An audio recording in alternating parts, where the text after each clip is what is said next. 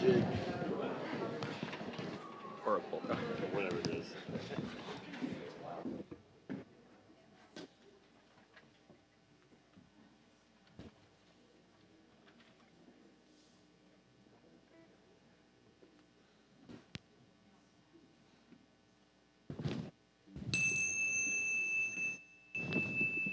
Good morning, everybody.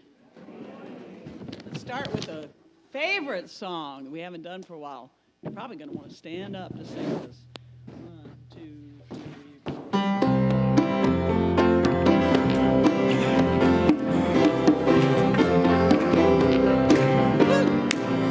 Come on, stand up, everyone. Come on. I choose in heaven today. I choose in heaven today.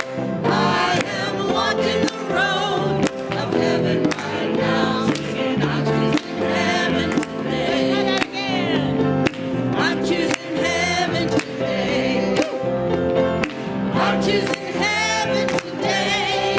I am walking the road of heaven right now. Singing, I'm choosing heaven today. I'm choosing joy. I'm choosing joy today. I'm choosing joy today. I am walking the road of heaven right now. Singing, I'm choosing joy today. Faith. I'm choosing faith today. I'm choosing faith today. I am walking the road of heaven right now. Singing, I'm choosing faith today. Choosing power. I'm choosing power today. I'm choosing power today. I am walking the road of heaven right now. Singing, I'm choosing power today. I choose abundance. I choose abundance today. I choose abundance today. I am walking the road of heaven right now. Singing, I choose abundance today. I choose the guitar.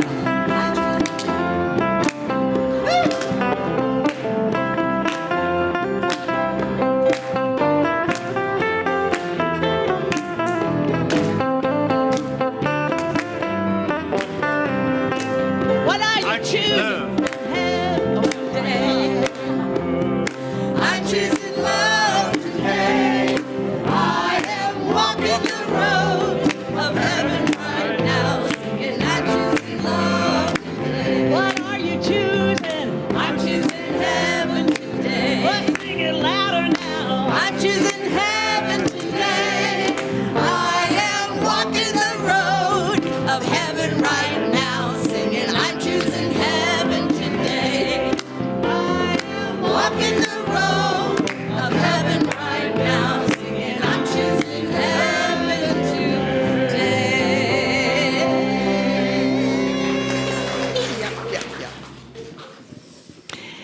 Good morning. Good morning.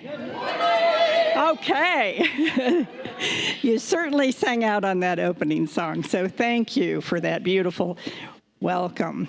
And we do welcome you. I'm here today with our music director, Blair Jones, the Unity Band, our praise singers, and of course, Rev Stacy Collins.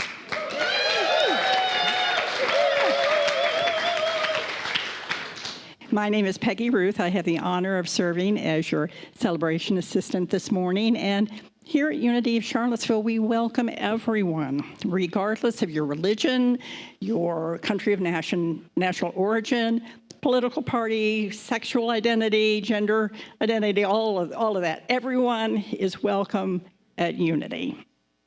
And we do ask at this time, if you have a cell phone or a similar device, that you mute it or turn it off, please, during the service.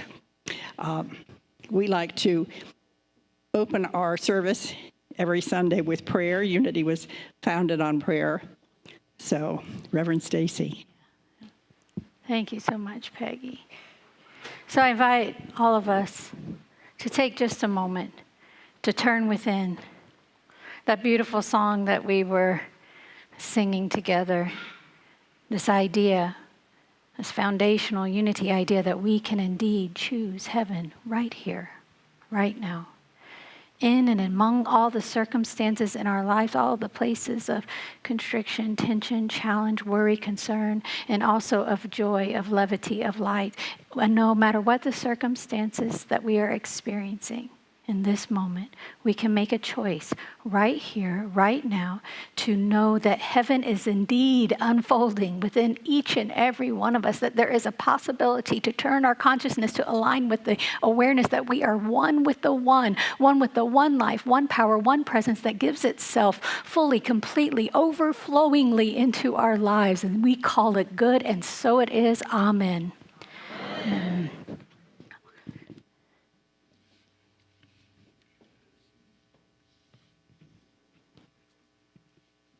Oh, we are going to do our, we've changed the order of service up a little bit. Let's do our gathering song that we all love so much. And after the second refrain, please feel free to mingle around the sanctuary and greet one another.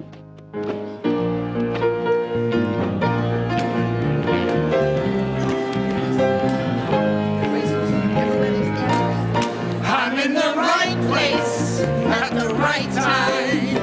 I am just where I'm supposed to be. I'm in the right place at the right time. I am just where I'm supposed to be. Oh, my soul is welcome here. Oh, my soul is welcome here. I am getting the message loud and clear. My soul is welcome here. Place at the right time.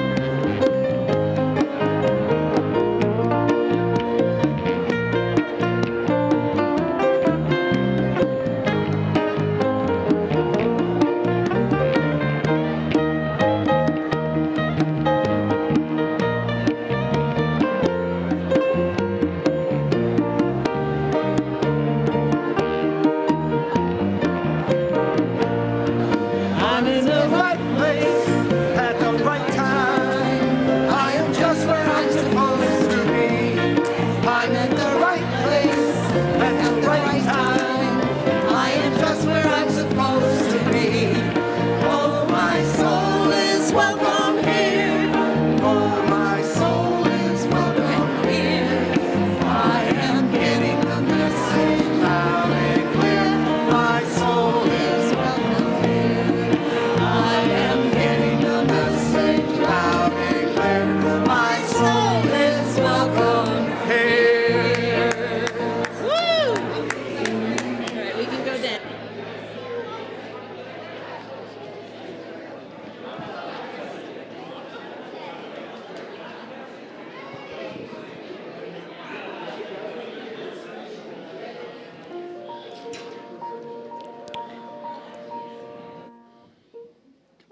All right.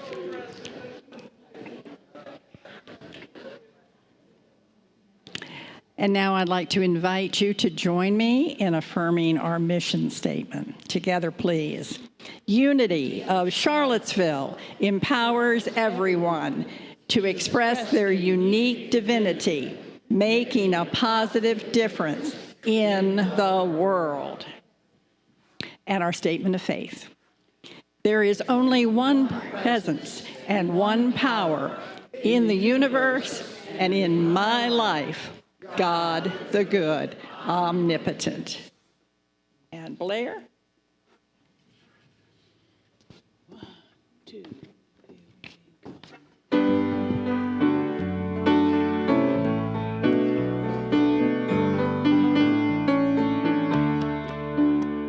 The world moves fast, the spirit's slow. Through where we think we need to go. When we move into passing gear, the sound of love is hard to hear. Till everything's so loud that we're alone with what we're missing. Listen. listen. Somewhere beneath this sea of noise, we hear the angel's whispered voice. The song is there, the words are clear, and all we need is still right here. Listen. The harmony of wings in flight, the rising of the wind at night, the crashing of the ocean waves can calm a heart that's half awake. The sound of every breath we take can free a soul from prison. Listen, listen. Somewhere beneath this sea of noise, we hear the angel's whispered voice. The song is there, the words are clear, and all we need is still right here. Listen, for all we're worth, the door to heaven is here on earth. The shout for joy, the softest prayer, the sound of love is in the air.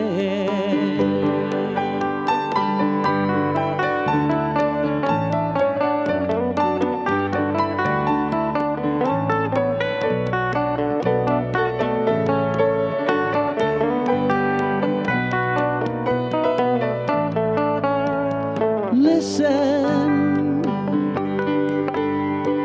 listen. Somewhere beneath this sea of noise, we hear the angel's whispered voice. The song is there, the words are clear, and all we need is still right here. Listen, listen.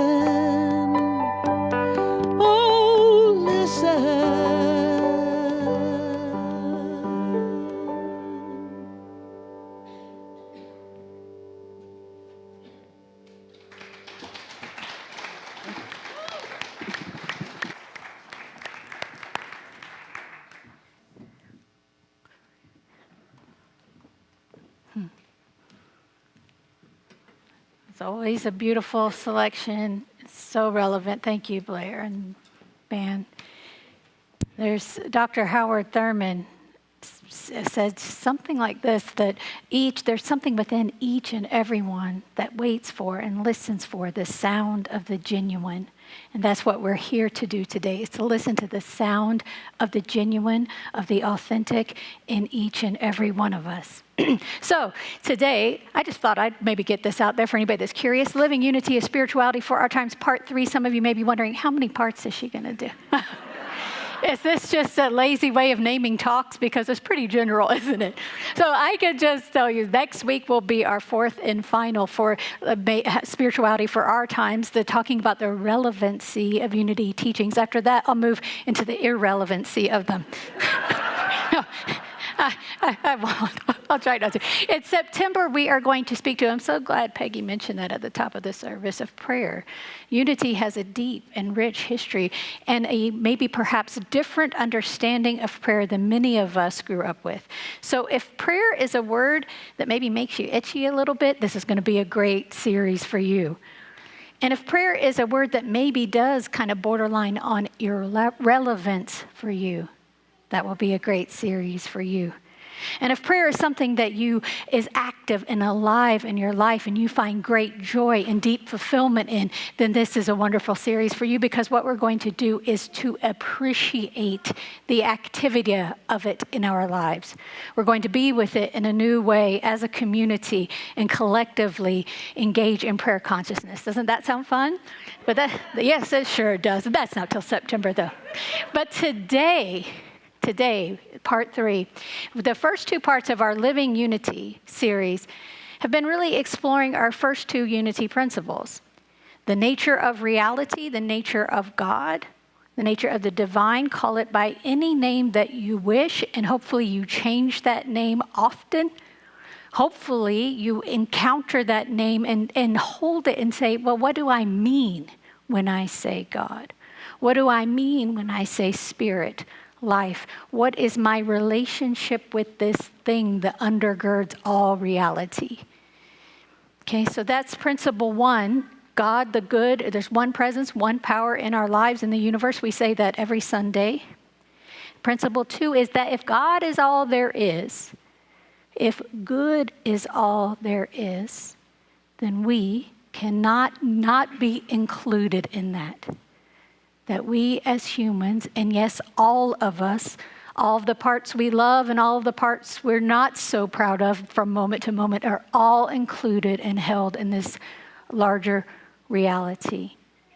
And so today, it naturally follows that we will be discussing a little something, principle 3. This is kind of what unity is known for. Is this mic okay? I just want to ask. We're doing okay? It was brought to my attention that I move a lot when I speak.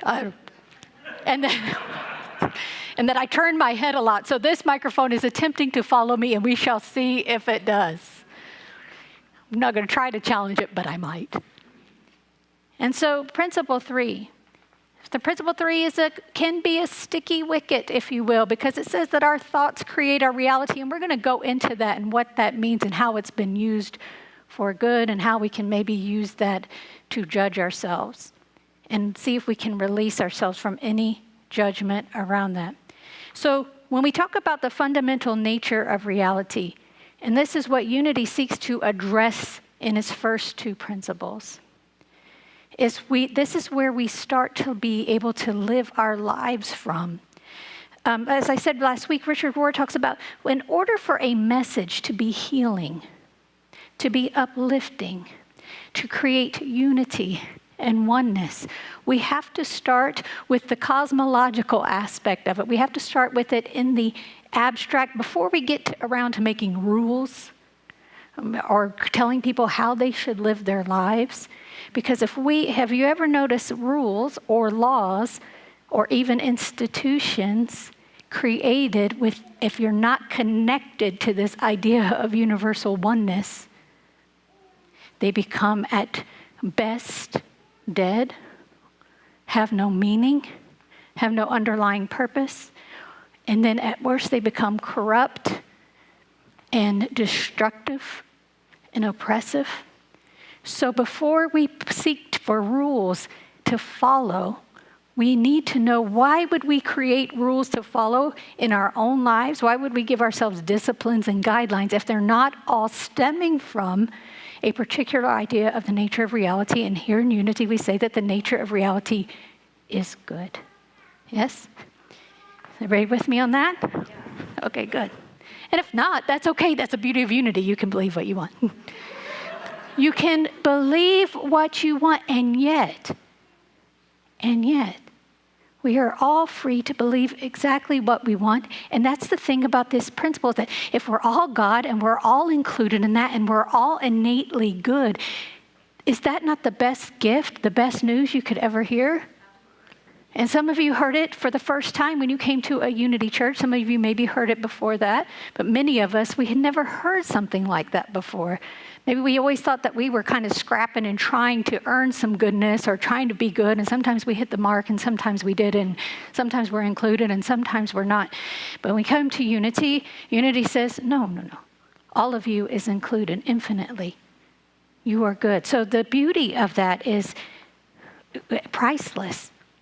It's absolutely priceless. And yet, there's a gift there, but there's a requirement that comes with the gift.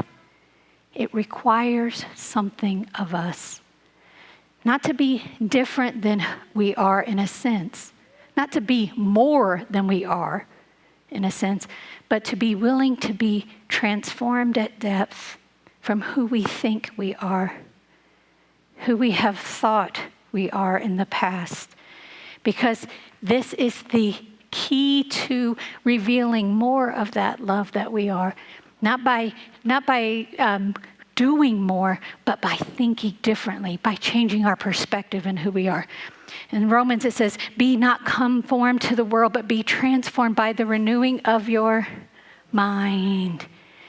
This is what unity teaches, is that all the change that we wish to see in the world begins in here. Eric Butterworth talks about this idea that we love the idea that unity is a very broad religion, if you would call it religion, or a broad spiritual path. But he says if we mean by broad that we don't have to change, then is that a true, mature spiritual path? Any true, mature spiritual path will be a gift, not just to us, but to the world. Right? Because it doesn't hold anybody outside of it. Any true and mature spiritual path will be uplifting in my own life, but will also enable me to be a gift to other people. And it will also require something of me. Because as we are alive and as we are growing, we are continuously evolving and unfolding.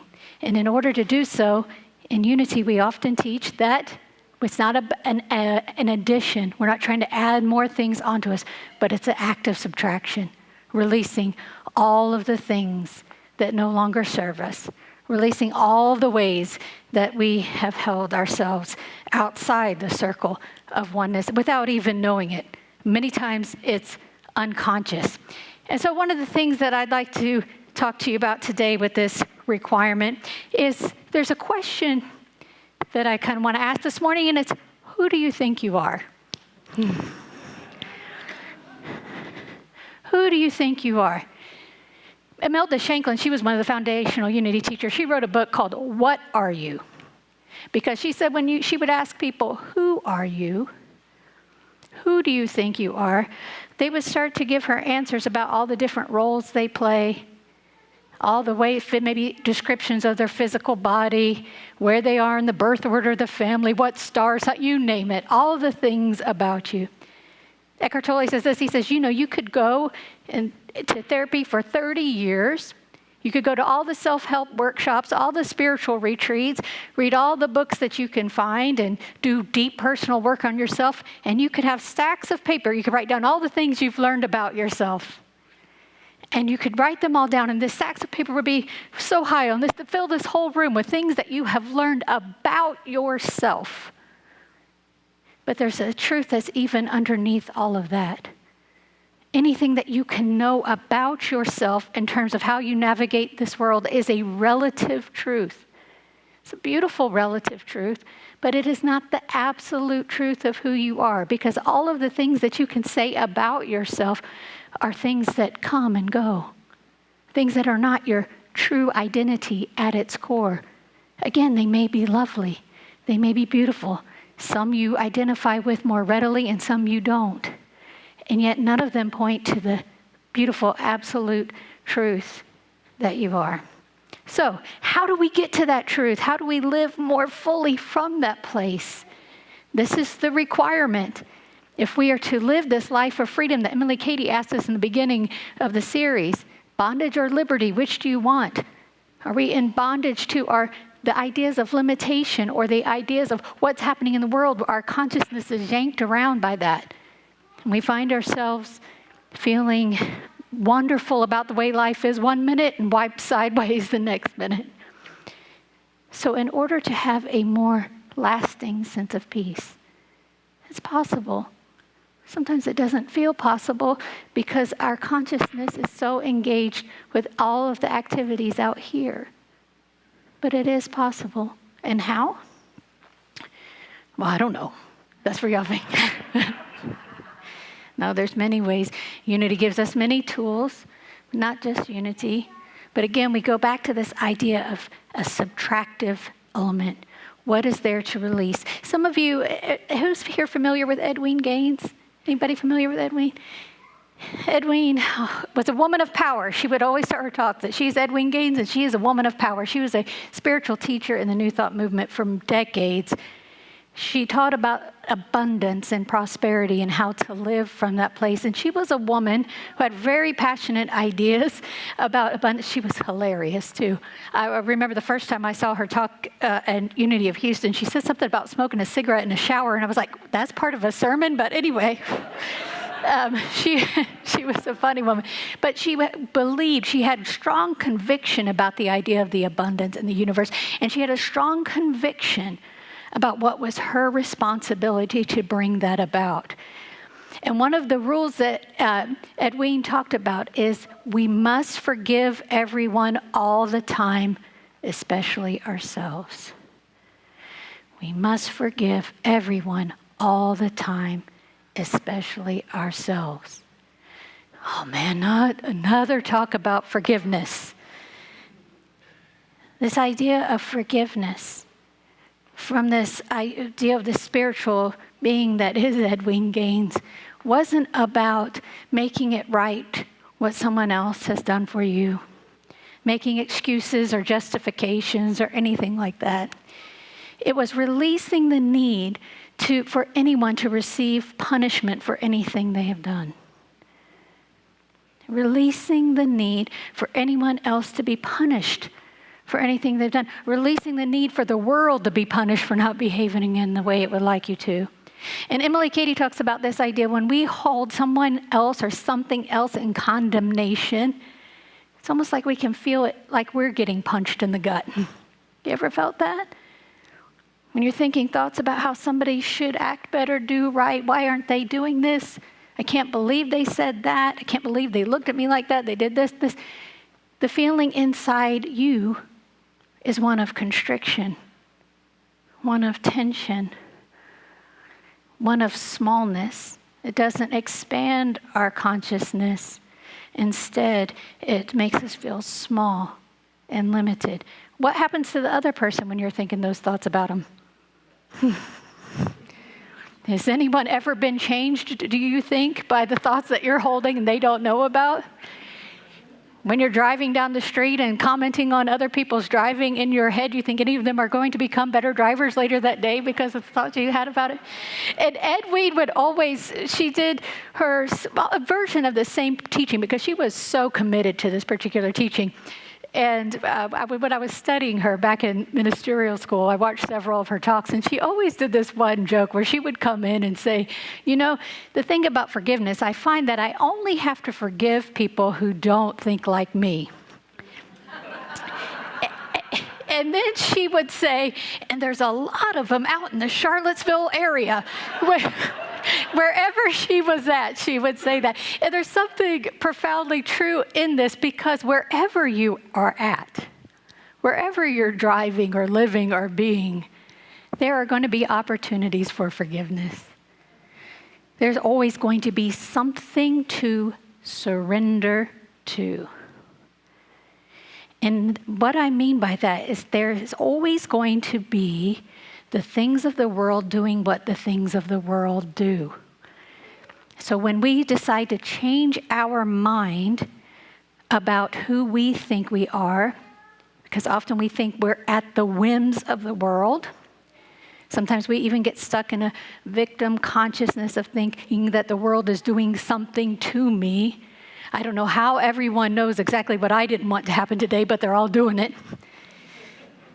When we get kind of stuck or hung up in that place, to know that we are not at the whims of the world, but that there's this place in us that's undiminishable, then we can more easily forgive the world. That doesn't mean we have to buy into everything that it's saying. In fact, we go back to we're not being conformed to what the world is saying we are. We're not being conformed to how the world's saying this is how things should work.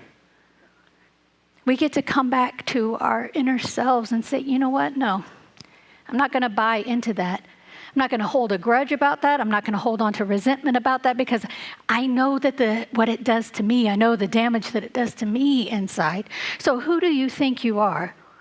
Beyond your life situation.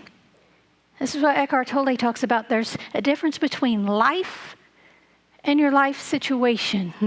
Most of the things that we would write down that we are and that we have been and that we aspire to be, it's all about our life situation.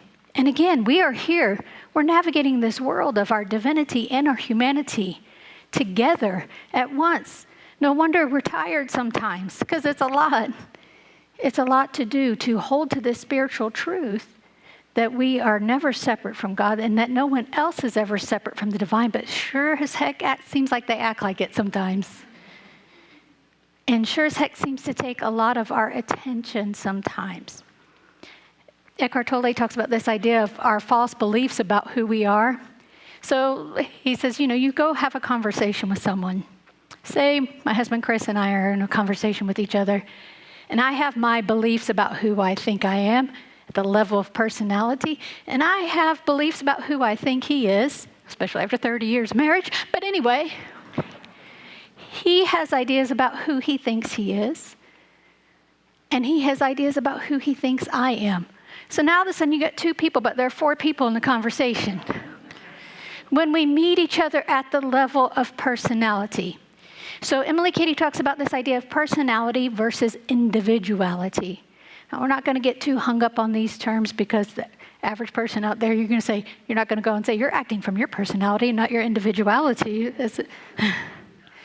But this was her idea of pointing to this same truth that Eckhart talks about, that you're an expression of life, you are not your life situation.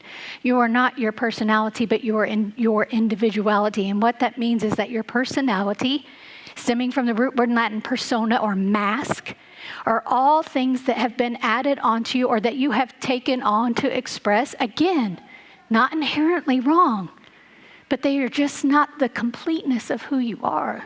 And when we look for stability in that, when we look to define ourselves in terms of our personality or our achievements or our expression in our physical self, we are missing out on the whole depth of our being.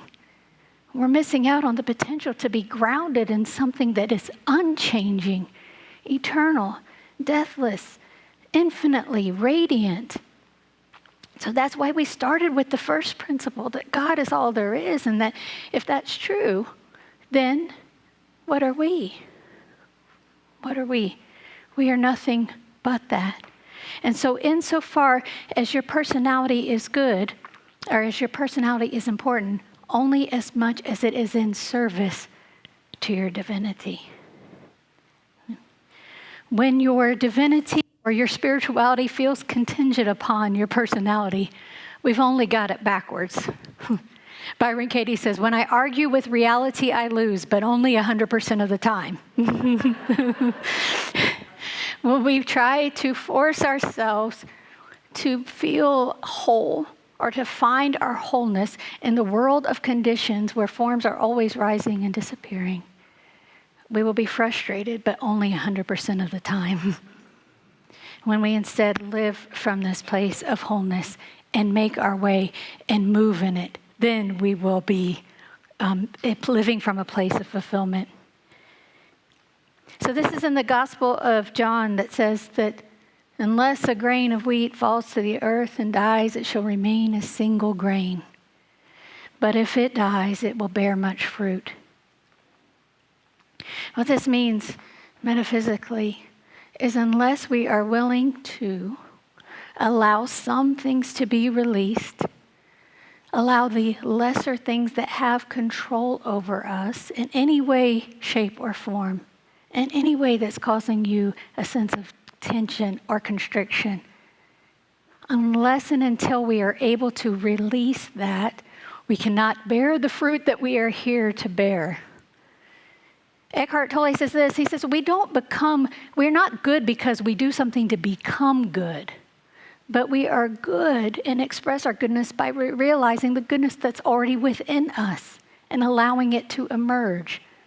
But we can only allow it to emerge if we have a fundamental shift in consciousness. So the goodness is already there. It's already complete. I just invite you to just take a breath with me. Just close down your eyes for just a moment. Can you feel the beating of your heart? Can you feel your body being breathed? This breath that is the source of all life, all goodness, sought to express itself in you, sought to make itself known as you. So you can open your eyes if you like, or you can keep them closed, but just to know that this place within you, this point of divinity within you, is more than just a spark. It's what animates your whole being, your whole physical being, your emotional self, your mortal mind, as the early New Thought people call it, your personality. And it also animates all that we see in the world. And sometimes the world, I know, does not look like a reflection of that. But that's because it all started with a thought. A thought of separation creates separation. A thought of unity creates unity. And so what can be created in thought can also be uncreated.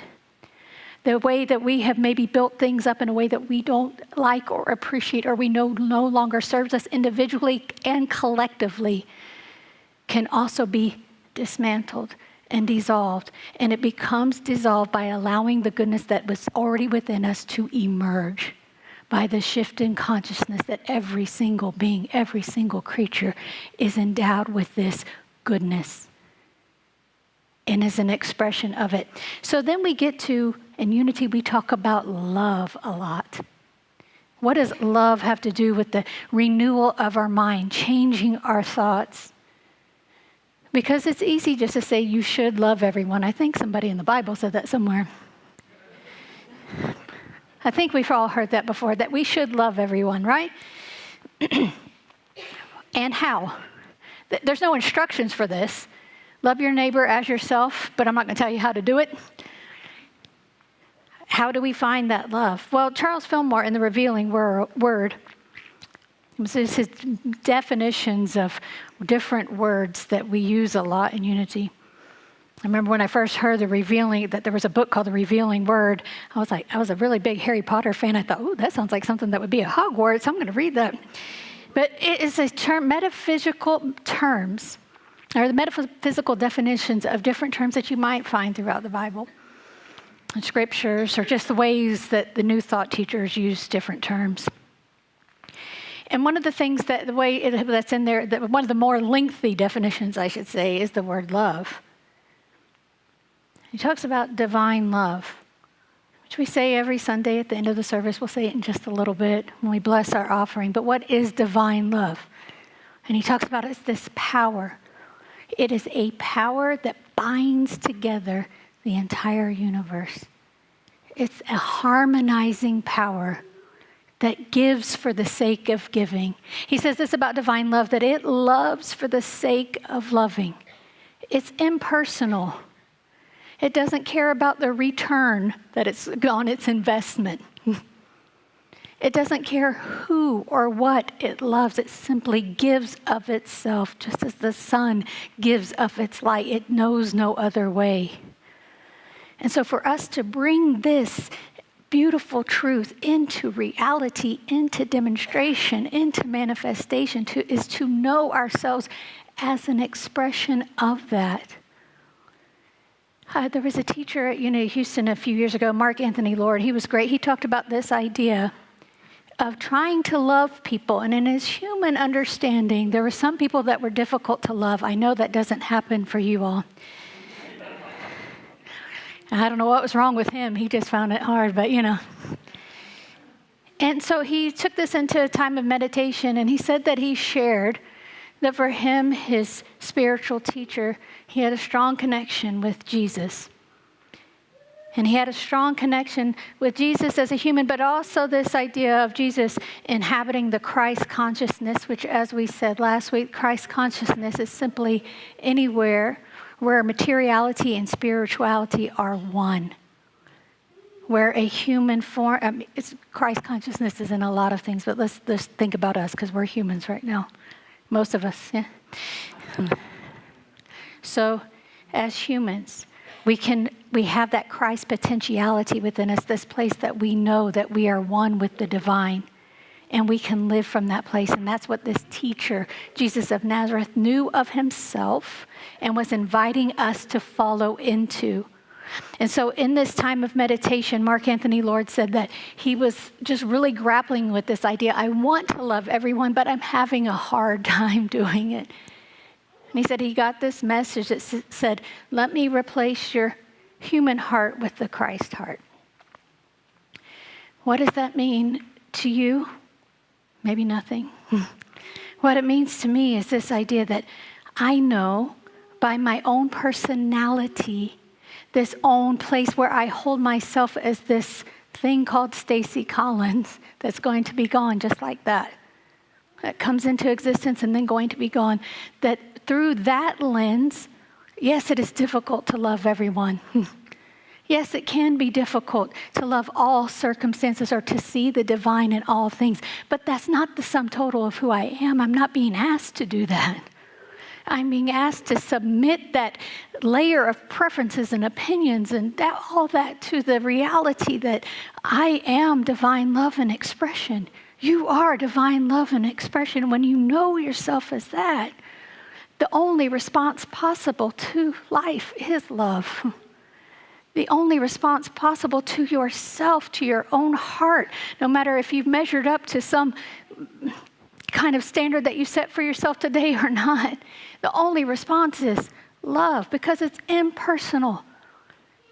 Because it doesn't care what you've achieved or not achieved or said or did or didn't do or didn't forgive. It is loving you here and now, and you are it.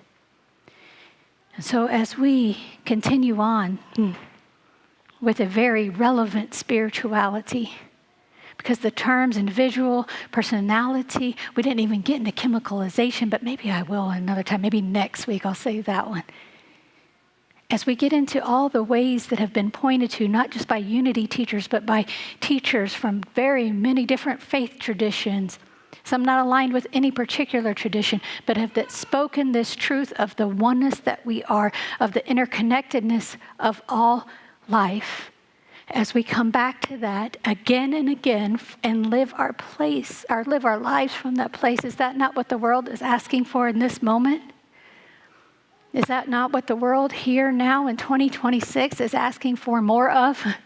For people who are willing to live from this place, this unifying idea, this grand harmonizing power of love, knowing that whatever we do has an effect on other people.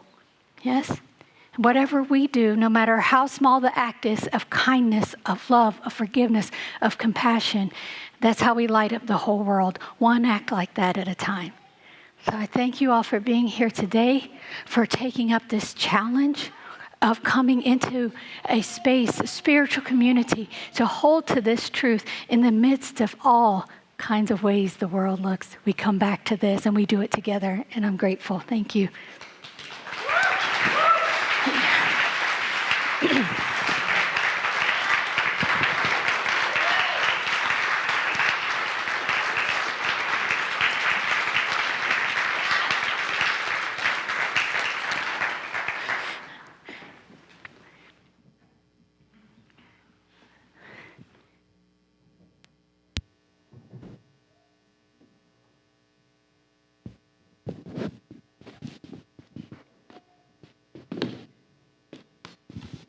Hello, family.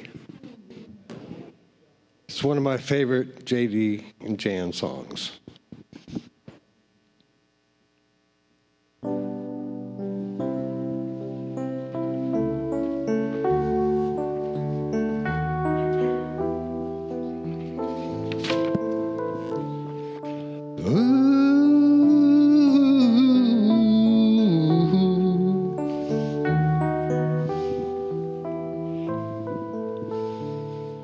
We are all seeds in the garden of God's dreams.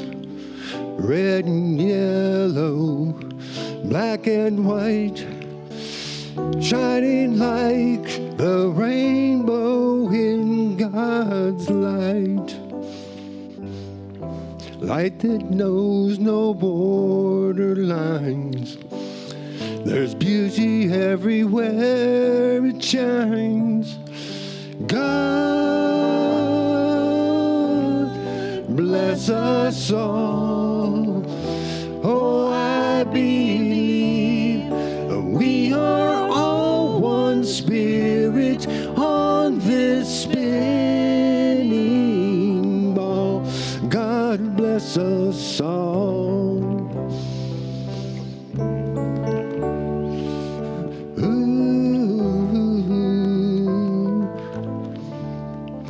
One heart believes that peace becomes reality. I remember to forgive.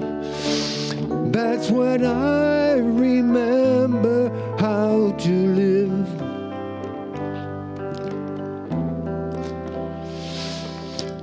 Let there be a celebration of all the colors of creation. God bless us all. Oh, I believe we are all one spirit on this spinning ball. God bless us all. God bless us all.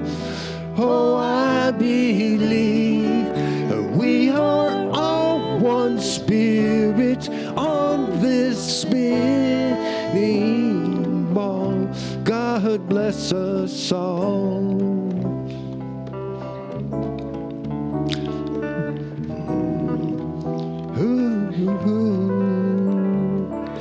We are all seeds living in the garden of God's peace.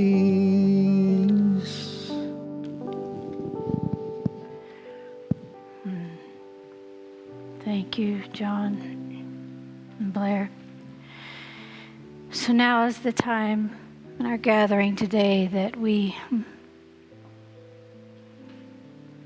have the opportunity to join with one another in consciousness, in love, in oneness for our time of collective meditation. So I invite you, if it feels comfortable for you, to close down your eyes. Simply allow yourself to rest in the breath.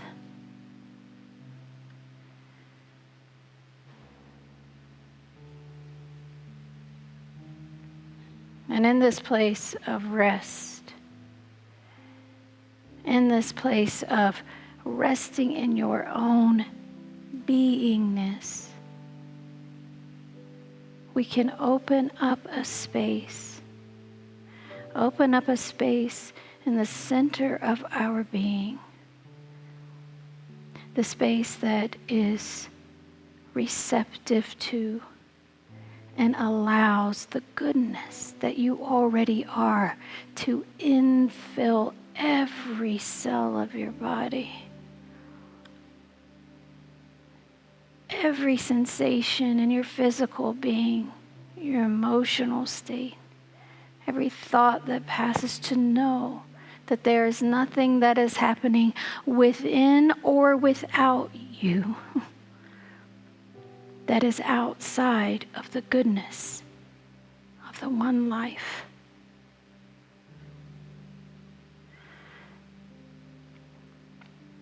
The Sufi poet Hafiz said, just sit right there, just relax. For your separation from the divine is the hardest work you will ever do. And what we know in truth is that we are never separate from the divine, except that our thoughts make us believe so. So now as we enter into the silence, I just invite you, if any thoughts of separation, of shoulds, of doubt, whatever it is, not to make them wrong, not to judge them, but lovingly release them.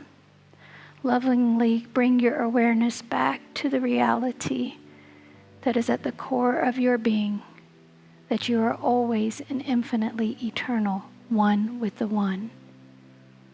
So let us enter the stillness together.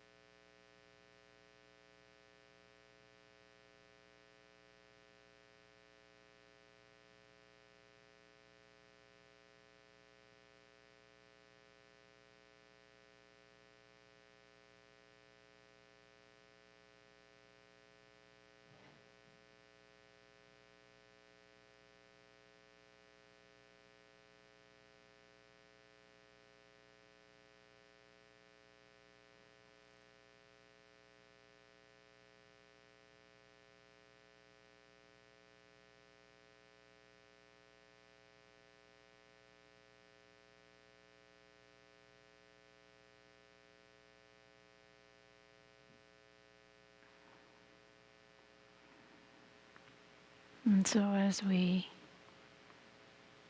begin to close our time of meditation practice here and now, we've opened ourselves up to the possibility, to the reality that our connection with Source is always there. Though it may be the clouds of our thoughts clouded over our experience over it, we simply need to just direct our attention back to this space. We can choose heaven today and every day, moment by moment, by coming back into this awareness that the goodness within us is here and it's now.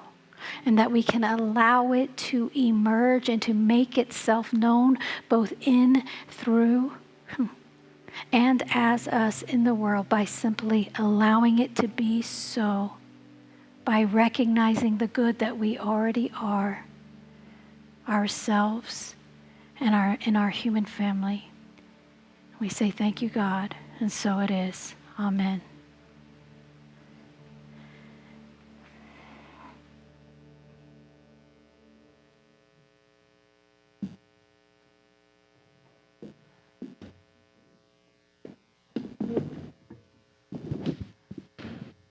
Reverend Stacy, thank you. Wow. Thank you. What a powerful message. Yeah.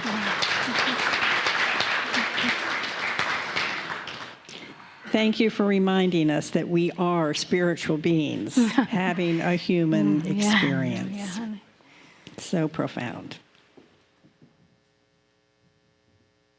It's that time in the service where we now have the opportunity to give back to Unity of Charlottesville for all these blessings, all this wonderful knowledge that we receive. There are many ways to give. On the screen is a QR code that you can scan. You can use your phone to text to the number that is also on the screen. Or you can put your tithes, your gifts, your offerings in the butterfly net that Jackie will be bringing around in just a few moments. And if you're joining us online, you can mail a check to the church office. However you choose to give to Unity of Charlottesville, we are so, so thankful. It's you that keeps this Unity family vibrant. So we so appreciate your gifts. And together, let's bless those tithes and offerings. Divine love, as me, blesses and multiplies all that I have, all that I give, and all that I receive.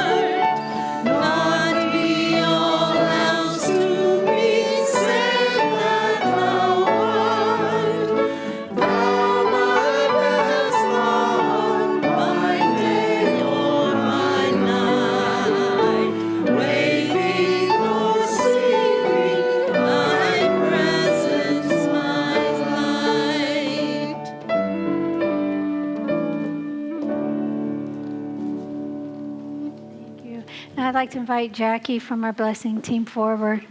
Would you all join me in blessing our offerings this morning? Knowing not just the offerings that are in our basket this morning, but all the ways this beautiful community, the individuals in this community come forth to bless Unity of Charlottesville, all the ways that you serve, both on teams and ways that you share your gifts, your talents, your time, your treasure, your prayer consciousness.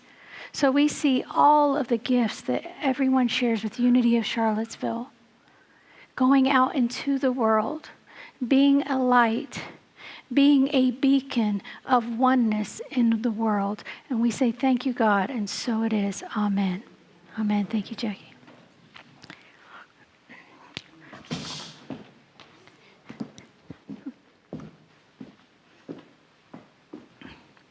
And one of the other things I'd like to do now is second week in a row, I've forgotten it. I won't do it 3 times. But I'd just like to, if there's anyone here for the first time today, we're not going to make you stand up or anything like that. We'll just ask you to do a little dance out in the... No, because I would hide and run if you asked me to stand up when it was my first or even 5th time here, okay? But what we do is we want to honor you for coming in. We know it takes an act of bravery to come into a spiritual community that you're not familiar with, and that maybe you don't even know why you attended here today, but just to know that you are welcome here wherever you are on your spiritual path. You are always and infinitely welcome at Unity. And you'll find a community of loving souls here that will honor you exactly where you're at.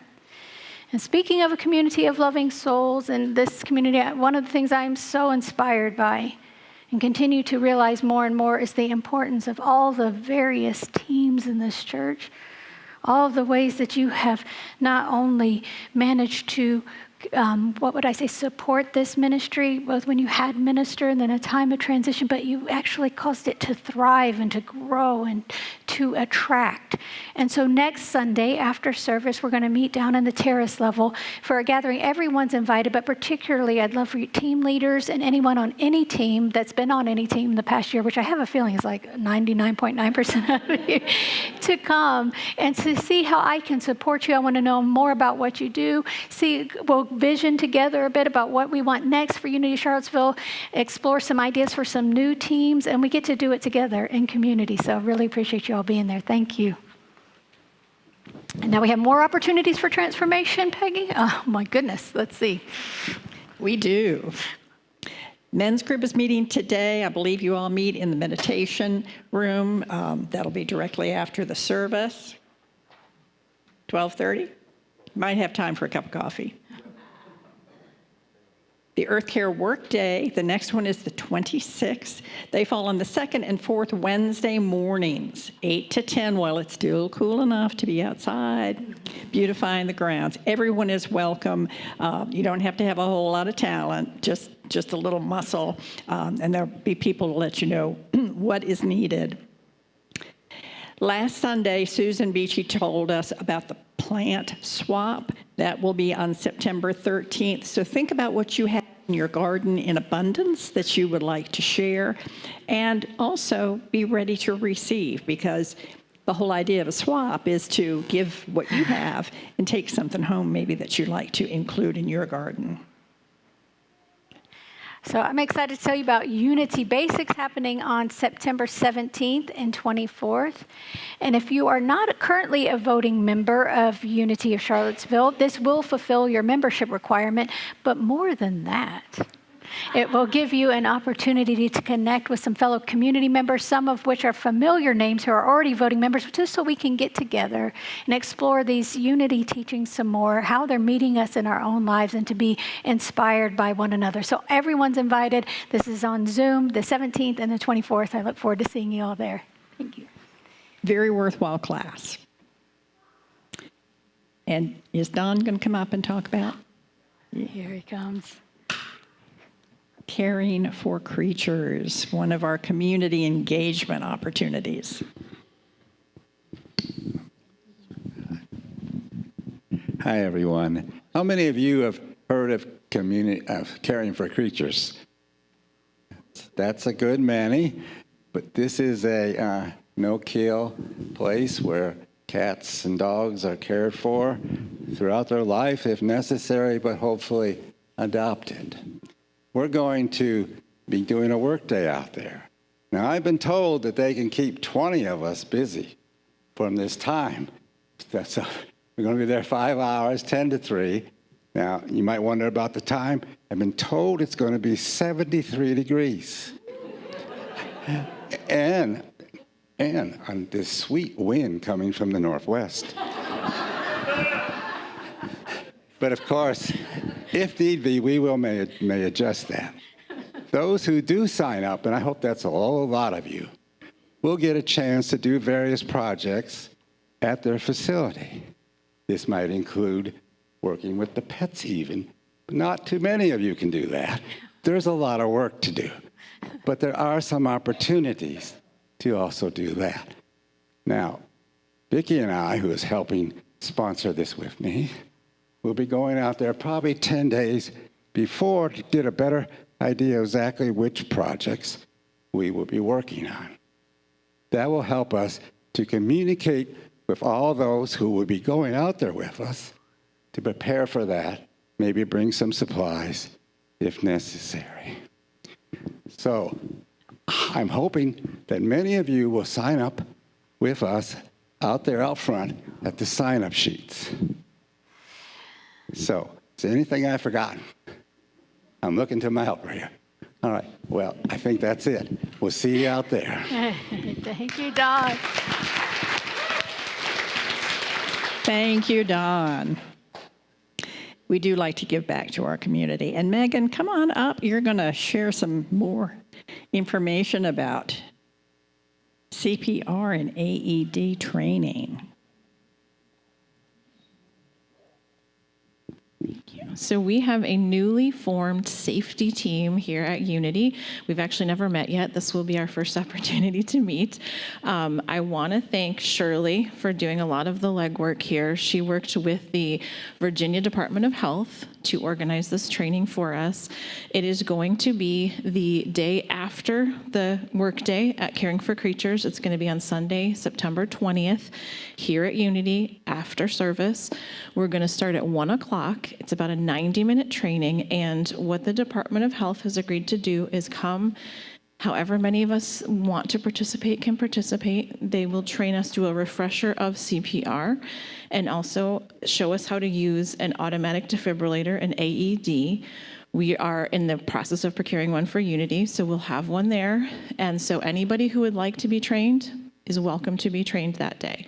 So we're hoping some of you might sign up, and if you'd like to sign up, I have the very bright red paper, and then it'll be out in the narthex for you to sign up to join us that day. Thank you.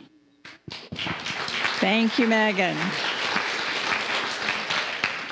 And Shirley's going to tell us about what we have collected for the Haven Shelter this past month. I believe this is our last week. Hello. You guys have rocked it again. I took so many things in the trunk of my car over to the Haven on Thursday. And you've just been great. All the towels and washcloths and toiletries. So I'm just up here to tell you, number one, thank you. You never disappoint. You're always so generous. And next Sunday, which is the 30th, will be the last day that we'll be collecting in that donation barrel. So please feel free to drop things off next Sunday or during the week. I usually come during the week to pick up what's in the barrel, but they so appreciate it. All the people that come to this day shelter desperately need these things, these toiletries, towels for a shower. It's just these little things that matter so much, and that's what we're all about. And I think, if I can just throw this in, when this collection is over, I think in September, we're going to, start collecting things for the creatures, Caring for Creatures, but we'll hold off on that. I'll let somebody else announce that soon. Thank you, Shirley.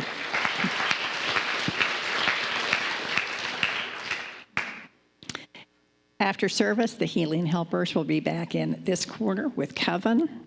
Buddy will be available right up here in front for individual prayer. So don't leave today. If you have a prayer need, know that there's someone here to sit with you. in prayer.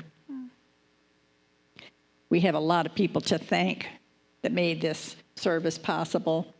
The blessing team that greets you when you come through the front door and does so many other things throughout the service. This week we're thanking Barbara, Jackie, Jean, and Michael for service. Let's give them a little hand. And of course, up in the sound booth, Amy and Greg, thank you. We wouldn't. Good. Downstairs in the hospitality team, this week we have Sandy, Susan Beachy, and Carol Trainum. So they're down there preparing for you after service for coffee and fellowship. And of course, the band, Blue, Ty, Jim, Blair, our praise singers, Janice, Misty, Karen, Kevin, John, and Stephen, thank you. And of course, Reverend Stacy. I can't wait for part 4. We'll just relish in everything that we learned this week and cap it off next week. Whoops. Too fast on the trigger. Let's share the prayer for protection together. The light of God surrounds us. The love of God enfolds us. The power of God protects us. The presence of God watches over us. Wherever we are, God is. And wherever God is, all is well.